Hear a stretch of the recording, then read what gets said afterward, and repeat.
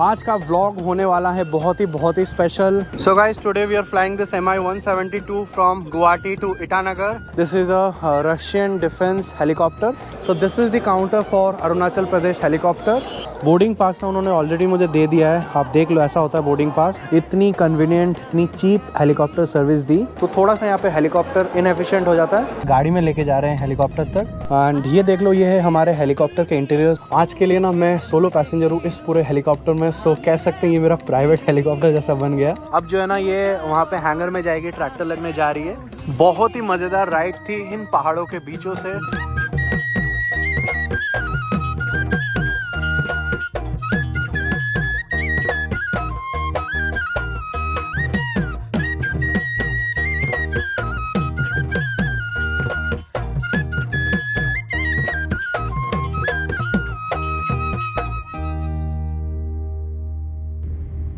देवी और सज्जनों, नमस्कार, स्वागत है आपका मेरे चैनल पे फिर से एक बार। नॉर्थ ईस्ट सीरीज़ के एपिसोड नंबर 4 में आप सभी का स्वागत है। मेरा ना हमेशा से अल्टीमेट एम ये रहता है कि आपको कुछ ना कुछ वैरायटी दिखाया जाए, कुछ ना कुछ ऐसी चीज़ दिखाई जाए जो आपने प्रोबेबली आज तक नहीं देखी होंगी। उसी मकसद से फिर से मैं आ चुका हूँ लोकप्रिय गोपीनाथ बोरदोलाई इंटरनेशनल एयरपोर्ट गुवाहाटी में। आज का व्लॉग होने वाला है बहुत ही स्पेशल। आज हम गुवाहाटी से ईटानगर जाने वाले हैं हेलीकॉप्टर में। हेलीकॉप्टर भी कोई आम हेलीकॉप्टर नहीं, हेलीकॉप्टर है Mi-17। आई होप आप अगर एवगिक हैं आपने ये नाम ज़रूर सुना होगा।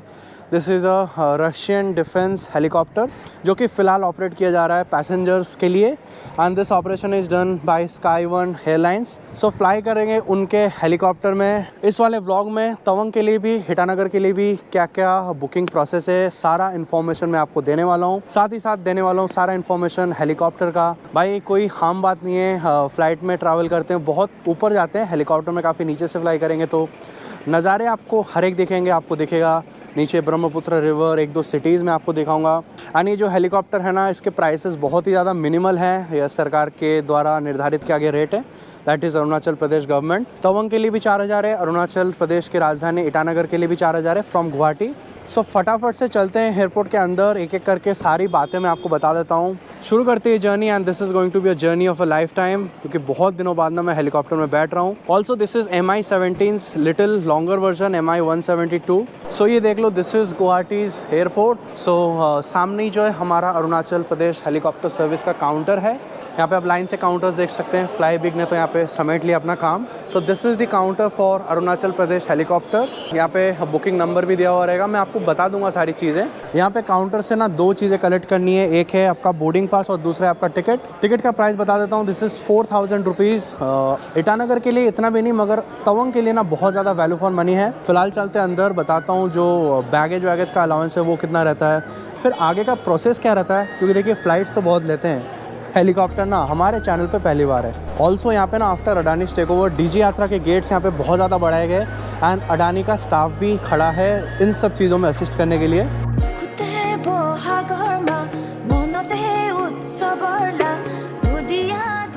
Welcome to Guwahati airport. And इनका जो चेक इन है ना वो यहीं पे होता है, जस्ट काउंटर के पीछे। यहाँ पे इनका वेइंग स्केल है। बोर्डिंग पास ना उन्होंने ऑलरेडी मुझे दे दिया है, आप देख लो ऐसा होता है बोर्डिंग पास। सीटिंग फ्री है और बाकी सब चीज़ें इसमें लिखी हुई हैं। एंड ये रहा मेरा baggage. Quickly coming to the booking process, मैं बुकिंग प्रोसेस बता देता हूँ। एक नंबर मैं आपको स्क्रीन पे दे दूंगा, ये गुवाहाटी का नंबर है। यहाँ पे आप अगले दिन का सीट होल्ड कर सकते हैं, अगले 1-2 दिन का। उनको अपना नाम नंबर भेज के रख सकते हैं, फिर दिन के दिन ही आके आपको टिकट मिलेगा। कोई एडवांस बुकिंग सिस्टम नहीं है। सेक्टर्स बता देता हूँ क्या क्या है। एक हेलीकॉप्टर है इनका जो कि फ्लाई करता है नाहरलगुन गुवाहाटी तवंग गुवाहाटी नाहरलगुन, ये एक है। दूसरा फ्लाई करता है किसी दिन डिब्रूगढ़, किसी दिन कहीं और, किसी दिन पासीघाट। तो ये जो है मैं आपको प्रॉपर्ली यहाँ पे दे दूंगा स्क्रीन पे कि किस दिन कहाँ जाता है। और एक अगर छोटा हेलीकॉप्टर चल रहा होगा तो वो भी आसपास जाता है। ऑल्सो ये जो हेलीकॉप्टर है इसको चला रहे हैं स्काई-1 एयरवेज। एंड जो चीज़ें कंट्रोल करने वाली बात है वो अरुणाचल प्रदेश की सरकार कर रही है। तो सबसे पहले तो धन्यवाद अरुणाचल प्रदेश के सरकार को कि उन्होंने अपने स्टेट के लोगों के लिए, टूरिस्ट के लिए इतनी कन्वीनियंट, इतनी चीप हेलीकॉप्टर सर्विस दी, इतनी अफोर्डेबल। सो अभी जा रहा हूँ सिक्योरिटी चेक के लिए। टेंटेटिव टाइमिंग टेक ऑफ का दोपहर के 12 बजे है, बाकी देखते हैं, क्योंकि हेलीकॉप्टर के मामले में ना वेदर बहुत ही इंपॉर्टेंट रोल निभाता है। चलिए जी, सिक्योरिटी चेक इज़ डन। सुबह से 2 बार सिक्योरिटी चेक हुआ।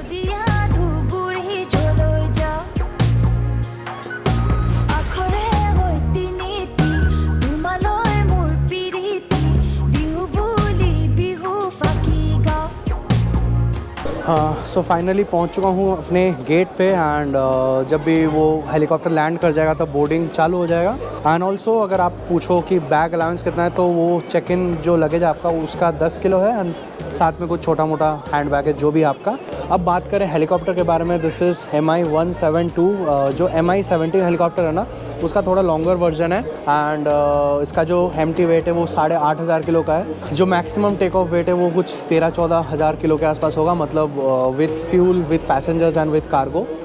ऑल्सो जो इसकी रेंज वगैरह है वो कुछ 500-600 किलोमीटर है एंड आई गेस ये 200-250 किलोमीटर पर आवर की स्पीड तक चल सकती है। एंड अपना जो आज का फ्लाइंग टाइम है वो कुछ 1 घंटे 10 मिनट का रहने वाला है। बाकी let's hope for an amazing ride. And दूसरी बात, आज हेलीकॉप्टर में सिर्फ मैं ही जा रहा हूँ, तो एक तरह से कह सकते हैं कि प्राइवेट हेलीकॉप्टर जैसा बन गया अपना। अच्छा, यहाँ पे ना मैं आपको एक एयरक्राफ्ट और एक हेलीकॉप्टर में बेसिक कुछ फ़र्क बता देता हूँ। जैसे दिखने में फ़र्क तो है ही, लेकिन कोई भी एक फ़्लाइट पे 4 फोर्स एक्ट करते हैं। जैसे इस तरफ हो गया थ्रस्ट, इस तरफ हो गया लिफ्ट, नीचे हो गया आपका ग्रेविटी यानी वेट और पीछे हो गया ड्रैग। हेलीकॉप्टर पे भी 4 ही चीज़ें एक्ट करती है। एक प्लेन का जो लिफ्ट जनरेट होता है ना वो उसके विंग से होता है एंड एक हेलीकॉप्टर का जो लिफ्ट जनरेट होता है वो सीधे उसके थ्रस्ट से हो जाता है। इतना फ़र्क है। और हेलीकॉप्टर जो आगे चलता है ना वो मतलब ऐसे समझिए कि जो उसके रोटर घूमते हैं वो एक एंगल पे घूमते हैं ताकि उसको थ्रस्ट का एक वेक्टर मिल जाए। तो यहाँ पे जो थ्रस्ट टू वेट रेशियो है ना वो उसमें काफ़ी ज़्यादा फ़र्क है। एक एरोप्लेन मान लीजिए अपने वेट के 1/3 थ्रस्ट पे भी उड़ सकता है, लेकिन हेलीकॉप्टर को 1 या 1 से ज़्यादा चाहिए, तो थोड़ा सा यहाँ पे हेलीकॉप्टर इनएफिशिएंट हो जाता है। मगर बात वही है कि vertical take off and landing कर सकती है यानी VTOL। तो जहाँ जहाँ पे रनवे नहीं है वहाँ पे अपने सिर्फ हेलीकॉप्टर ही पहुँच सकते हैं, जैसे तवंग में कुछ बड़ी जगह जहाँ पे नहीं है। ऑल्सो मैंने आपको इंडिया वन एयर की सेस्ना 208 दिखाई थी, देखिए उसमें भी वॉशरूम नहीं था और हेलीकॉप्टर में तो ऑब्वियसली नहीं होगा। तो ये सब काम ना बोर्डिंग से पहले निपटा लीजिए। Finally boarding is being started.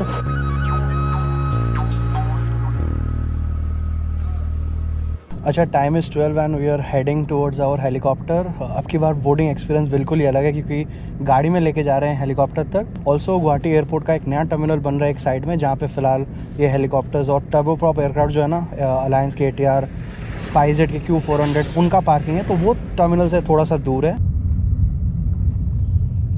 So guys, today we are flying this MI-172 from Guwahati to Itanagar।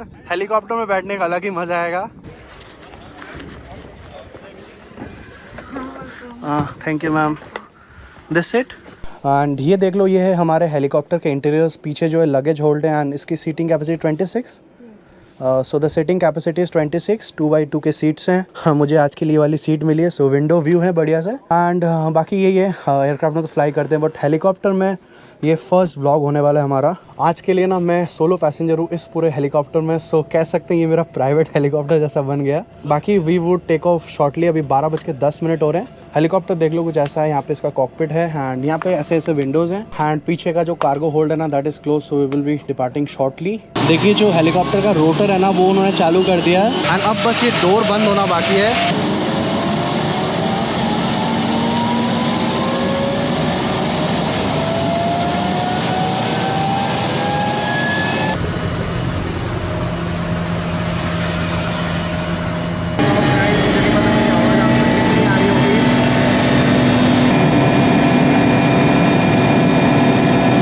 दोस्तों, क्योंकि ये हेलीकॉप्टर काफी बड़ा है एंड ये एग्जैक्टली एक हेलीपैड नहीं है, तो ये हेलीकॉप्टर टेक ऑफ करेगा रनवे से ही। फिलहाल हम टैक्सी करके जा रहे हैं एक्टिव रनवे 02 पे एंड दोस्तों यहीं पे बन रहा है गुवाहाटी एयरपोर्ट का नया टर्मिनल। बाकी आज हम एरियल डिस्टेंस कवर कर रहे हैं 200 किलोमीटर का, जिसके लिए हमें 1 घंटा 10 मिनट लगेगा। दोस्तों इस फ्लाइट में हैं 2 जाबाज कैप्टन, एक फ्लाइट इंजीनियर और एक कैबिन क्रू मेंबर। समय हो के दोपहर के 12:15 टेक ऑफ करते हैं एक बहुत ही अमेजिंग फ्लाइट के लिए।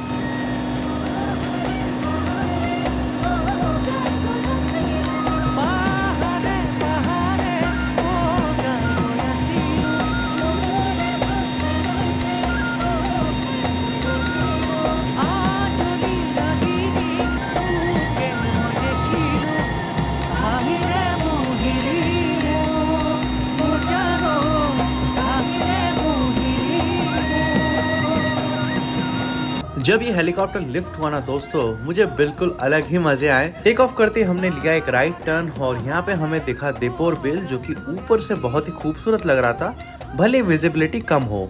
लेफ्ट की ओर ध्यान दिया तो पहाड़ों के ऊपर दिखा लंकेश्वर टेम्पल। फिर हमने क्रॉस किया कामाख्या, जो कि बिल्कुल हमारे लेफ्ट साइड में आया, और कामाख्या जाना जाता है कामाख्या माता जी का मंदिर के लिए। फिर हम चलने लगे NH21 के साइड से, जहाँ पे ऊपर से मुझे गुवाहाटी का ISBT भी देखा। अगर आप ऊपर से देख के पहचान पा रहे हैं तो कमेंट जरूर करें। वैसे ना हेलीकॉप्टर में एक दिक्कत ये रहता है कि जो रोटर का साउंड है ना वो बहुत ज़्यादा है, तो उन्होंने मेरे को हेडफोन्स दे दिए ताकि कानों में जो बाद में कोई दिक्कत ना हो। दोस्तों हेलीकॉप्टर में क्योंकि साउंड इतना ज़्यादा है तो मैं वॉइस ओवर कर रहा हूँ। इसमें आपको मिल जाता है एक 500 ml पानी का बॉटल। हेलीकॉप्टर में क्योंकि मैं अकेला था तो फुल एंजॉय करते हुए ट्रैवल कर रहा था। कुछ देर बाद मैंने विंडो के बाहर देखा, क्योंकि बादल इम्पोर्टेंट है।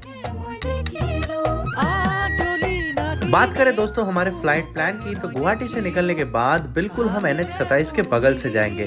क्रॉस करेंगे Morigaon, Nagaon, Kaziranga forest, Brahmaputra river, Biswanath Chariali, and फिर हम आसाम से एंटर हो जाएंगे अरुणाचल प्रदेश के खूबसूरत वादियों में। एंड फिलहाल हम उड़ रहे हैं 5000 फीट पे, एंड हमारी स्पीड है 250 kilometre per hour. Cabin crew बहुत अच्छी थी, उन्होंने मुझे एक पॉपिंस ऑफर करी, जिसके लिए मैं थैंक्स तक बोलना भूल गया। यहाँ पे हम क्रॉस करें आसाम का एक बहुत ही फेमस सिटी नगांव।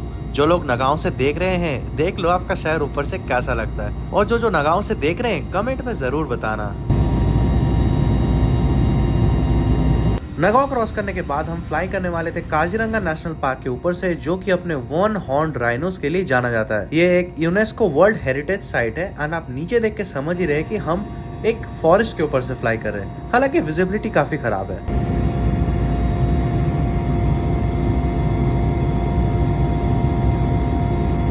यहाँ पे नीचे देख के आप सभी समझ पा रहे होंगे कि हम क्रॉस कर रहे हैं ब्रह्मपुत्र रिवर। आई होप आप सभी ने ये नाम सुना होगा। ये रिवर ओरिजिनेट होता है हिमाचल के कैलाश पर्वत से, तिब्बत होते हुए इंडिया एंटर करता है, फिर अरुणाचल प्रदेश, आसाम और बांग्लादेश होकर बे ऑफ बंगाल में बह जाता है। और कभी कभार जब बरसात का मौसम हो तो इस नदी के ना अलग ही रूप रहते हैं।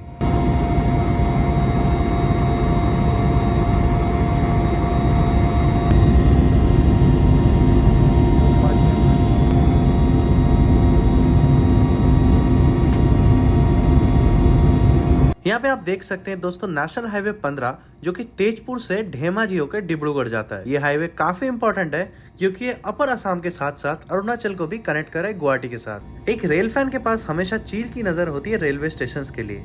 यहाँ से ऊपर से ही मैंने स्पॉट कर लिया हेलेम रेलवे स्टेशन। कुछ देर बाद हम आसाम से एंटर हो गए अरुणाचल प्रदेश। अरुणाचल प्रदेश घुसते ही जैसे नजारे बदल गए, दिखने लग गए हरे भरे छोटे छोटे पहाड़।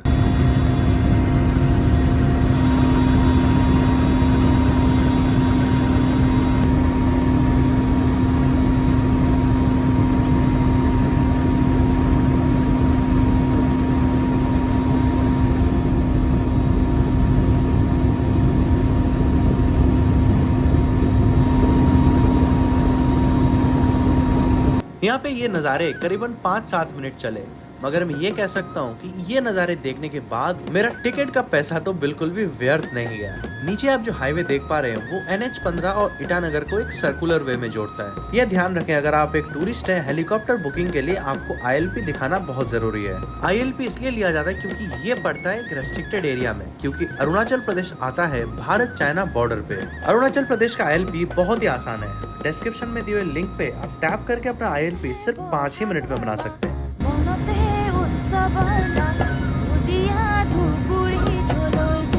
लेफ्ट की ओर मैंने ध्यान दिया तो हम ईटानगर शहर पार कर रहे थे, जो कि अरुणाचल प्रदेश की राजधानी है। ईटानगर से नाहरलगुन की दूरी सिर्फ 20-25 मिनट की है, जो कि हमने आसमानी रास्ते से 2 मिनट में कर ली।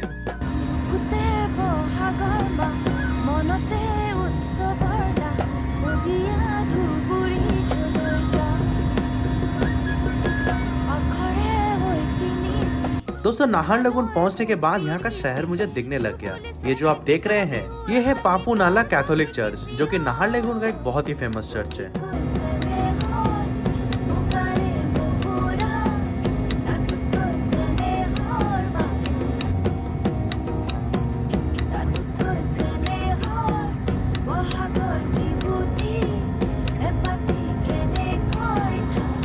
फाइनली दिखने लग गया नाहरलगुन का हेलीपैड, जहाँ पे हम उतरने वाले थे। दोपहर के 1:24 हो रहे थे, यानी हम 1 घंटे 10 मिनट में वो दूरी कवर करके आए हैं जो बाई रोड 9-10 घंटे लगते हैं।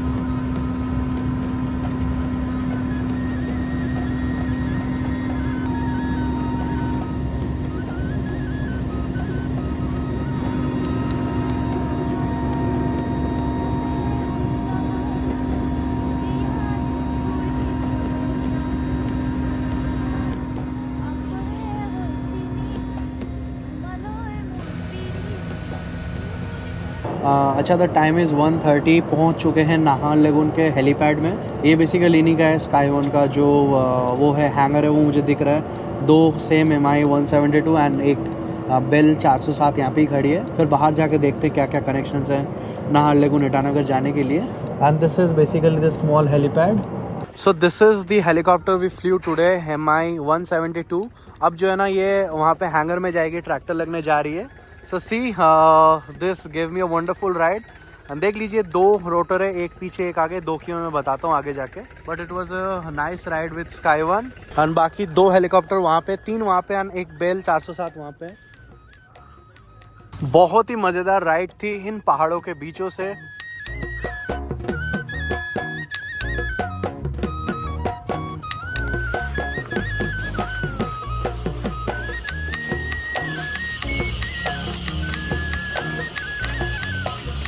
Okay, thank you.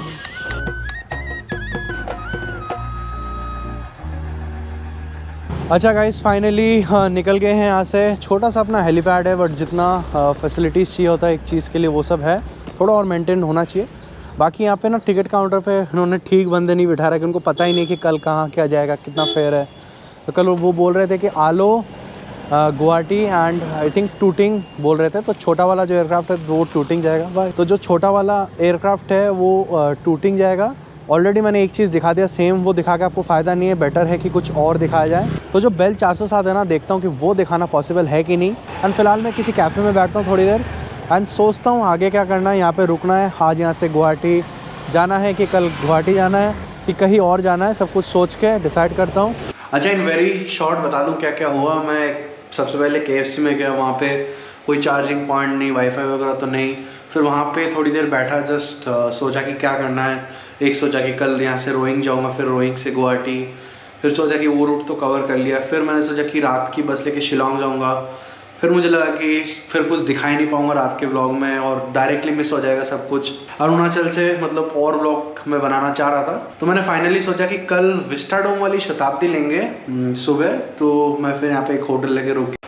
मूडी मॉन्ग के नाम से एक होटल है, 1500 रुपीज़ रूम का लिया एंड यहीं पे मैं रुक गया। So that's it. ट्रेन के व्लॉग के रिक्वेस्ट आ रहे थे, इसलिए मैं सोचा कि बहुत दिन हो गए ट्रेन का व्लॉग बनाए हुए। तो मिलते फिर अगले व्लॉग में, तब तक अपने और अपने परिवार का ध्यान रखें, याद रखें। तूफान, आंधी या बरसात, हर मंगल शुक्र आपके साथ।